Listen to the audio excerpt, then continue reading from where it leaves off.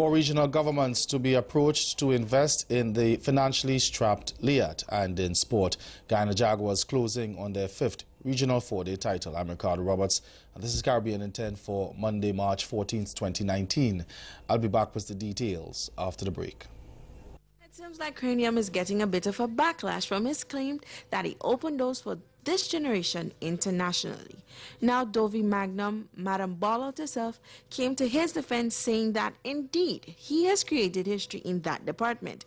Cranium posted the following on social media. He said, "Don't get it twisted. I literally kicked down the doors for all of you artists overseas doing dancehall music for this generation, locally and internationally." Every Friday evening, I can't wait till the weekend. Blessed love. I go by the name Black Hero. You see me born and raised in a yard, Jamaica, nothing a dilute, nothing a water down. Blessed. The real fact is I'm just a youth that was searching, yearning for like knowledge, and music just became that medium that brought it to me and also gave me the ability to speak what I learned, you see me, through it. So right now I feel like I'm a vessel. I'm channeling energy right now.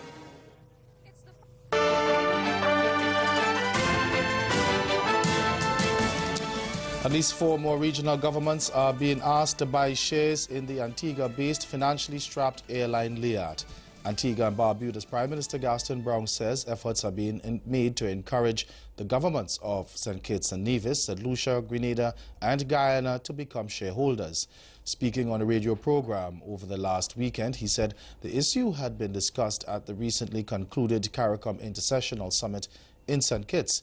The major shareholders of the airline are Barbados with 49.5%, Antigua and Barbuda with 13%, St. Vincent and the Grenadines just about 12%, and Dominica with less than 10%. Recognize is that Liat is making a significant contribution, not only in terms of the connectivity of people within the region, but even the airport taxes, the landing charges and so on that are earned by the various governments. Liat is making a significant contribution to the revenue.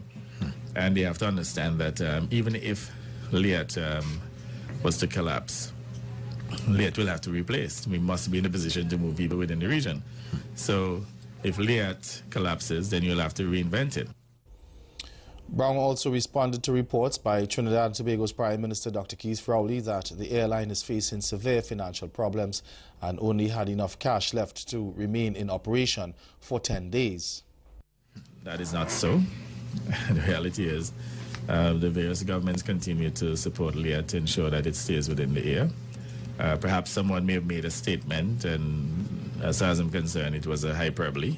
I'm not saying that without the support that Liat could not collapse. But the reality is, Liat still has the support of the 4 shareholder governments, and we will not allow it to collapse unless, you know, circumstances push us to the extent in which we cannot take it any further.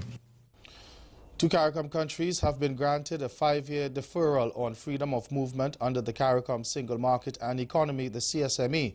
Trinidad and Tobago's Prime Minister Dr. Keith Rowley made the revelation at a news conference yesterday. While he did not name the 2 countries, Rowley reminded reporters that Port of Spain had last December hosted a special CARICOM summit on the CSME where there was a unanimous support for the acceleration towards a single market and economy. In that arrangement is the whole question of freedom of movement of individuals within the territories. Among the territories. Everybody agreed to that. By the next meeting, while there's commitment to that, 2 CARICOM territories raise and ask for a deferral of the freedom of movement which that development was directing us to. Rowley says the 2 territories were able to tell CARICOM at the 2-day intersessional meeting in St. Kitts Nevis last week that they had been practicing the free movement of CARICOM nationals before the rest of the grouping agreed to it. They said within their borders they already have a large number of CARICOM people who faced no barriers. Now that we are saying that it is to be policy, where a certain amount of encouragement and legal standing is put to ease of migration, these two territories found themselves saying, this may generate within our borders, and in some instances have already generated concerns about the balance of the population within their borders.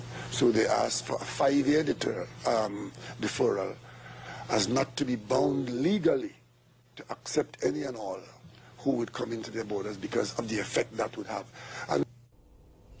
And stay with us, your Midday Sport is next.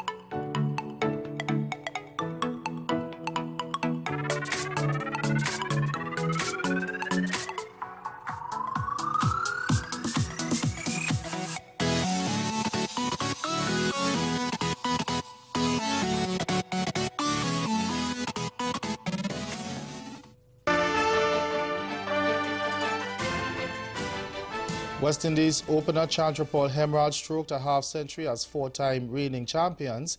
Guyana Jaguars pulled off a 7-wicket victory over Barbados Pride inside 3 days on Saturday, taking them closer to their 5th straight regional 4-day title. Now, Jaguars quickly wrapped up the Barbados second innings on 238 and then easily chased down the 114 required for victory at the Guyana National Stadium to stretch their lead at the top of the standings.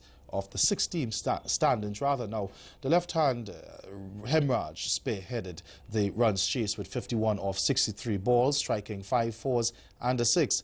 When he was the last of the 3 wickets to fall, veteran all-rounder Chris Barnwell and captain Leon Johnson put on 36 in an unbroken 4th wicket stand to see their side over the line. Fast bowler Shamar Springer took all 3 wickets to end with figures of 3 for 29. Meanwhile, leg spinner Imran Khan claimed his second 5-wicket haul of the match to help bowl Trinidad and Tobago Red Force to an emphatic 190-run win over the Windward Islands Volcanoes at the Arnoldsville Stadium on Sunday. Now set an imposing 352 and an improbable victory, the Volcanoes never looked capable of threatening the target before eventually losing their final 5 wickets for 26 runs. Now fresh from capturing 5 for 54 in the first innings, Khan returned to claim 5 wickets for 65 runs, while Brian Charles took 5 for 72 to help bundle out the Volcanoes for just 161 after lunch.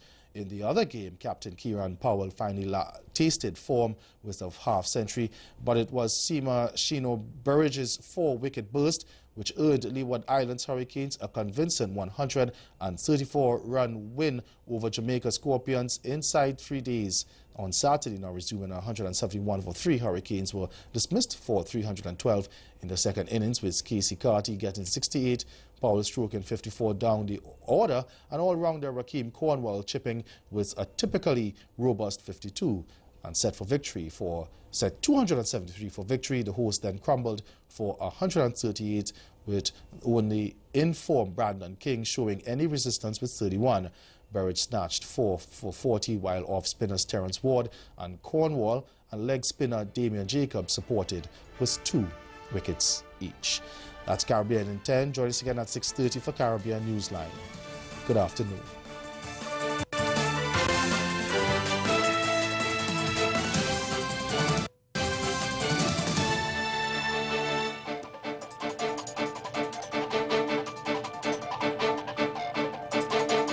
You are watching Carib Vision.